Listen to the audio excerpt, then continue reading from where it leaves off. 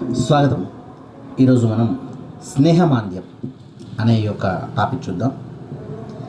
స్నేహమాంద్యం, ఆర్థిక మాంద్యం, బుద్ధిమాంద్యం లాంటి పదాలు అందరికీ తెలిసినవే.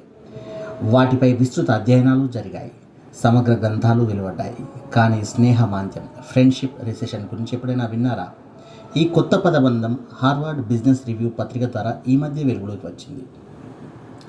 అమెరికన్ పర్స్పెక్టివ్ సంస్థ జరిపిన ఒక అధ్యయనం ప్రకారం నాకు ఒక్క క్లోజ్ ఫ్రెండ్ కూడా లేడు అనే వాళ్ళ శాతం 1990తో పోల్చితే 4 రెట్లు పెరిగిపోయింది.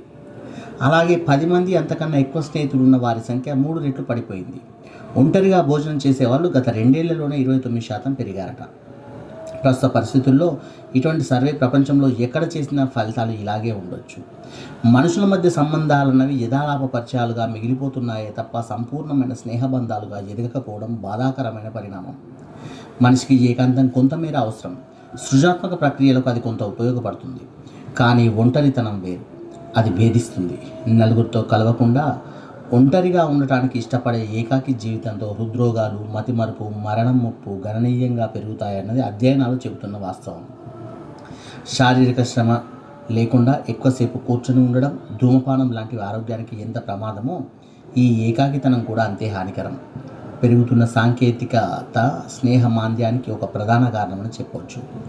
సామాజిక మాధ్యమాలు వర్చువల్ స్నేహాల్లో మునిగి రియల్ స్నేహాలను విస్మరిస్తున్నారు.